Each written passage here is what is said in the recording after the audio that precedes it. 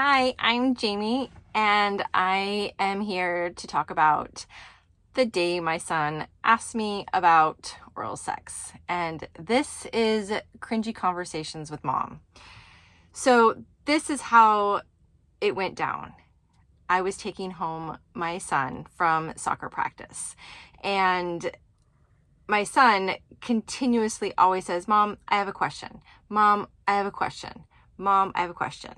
And I'm always like, mm-hmm. And then he's like, "Mom, what is oral sex?" And I'm like driving and I'm like, okay. Well, where did you hear this? And he's like, "I don't know. I just heard it." And I'm like, "Well, did you hear it from a friend? Did you hear it online? Like, how did you hear this phrase?" And he's like, I don't know. But what is it?" And I'm like thinking, okay, what do you know about it so far? And he's like, "Nothing. I just know that it's inappropriate."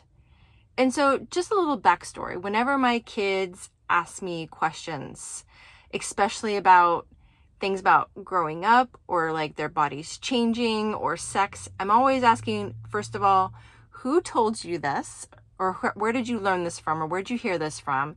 And then number two, what do you know already about it? So I know where to start and where to fill in the gaps and hopefully offer them the truth. So I was like, okay, you don't know anything about this. He's all, "No." I'm all, okay, I'm going to be completely frank with you. Because with my kids, I always want to tell them the truth, but age appropriately so that they know they can kind of like envision it, but not like too graphic, if that makes sense. So I was like, okay, well, when it comes to a boy, this is what happens to a boy. And I'm not going to go into detail because we already know who that is, and this isn't meant to be a graphic YouTube video, or I'm not here to be graphic at all. And then he's all, "Oh, okay." And I was like, "And then for a girl or a woman, it's this." And he's like, "Oh, okay." And then he just got quiet. And I was like, "Do you have any other questions? Do you have any other concerns?" He's all, "Nope." And I was like, okay. And then it got quiet and he's like, "That's really gross." And I was like, "I know, right? It's super gross.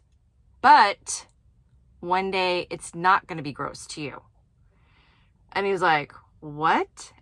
And then that's where with these kinds of conversations, I'm like, when two people are in love with each other, because I want him to feel like these are things that he will one day enjoy, but with the right person. You do these things with somebody that you love, that you're married to, that you're going to share yourself with, that these are all things that you're going to share your heart, your body, your mind. Everything is given to this person that you love. It is not meant for just anybody. And that goes with anything special that you want to share with somebody. So I'm always telling them these are things that are done with love. I also like to tell them, I thank them. Thank you so much for coming to me about this and not Googling it. I always want to be here to answer your questions. I always want to be here to tell you the truth about it. And if I don't know it, then you and I will look it up together and we'll learn together. But try to avoid going on the internet to Google it, because then you might see things that you can't unsee, and that's not based off of love. No one's going to show their genuine true love on the internet in those inappropriate ways. That's what I believe. So yeah, that is my first cringy conversation with my son.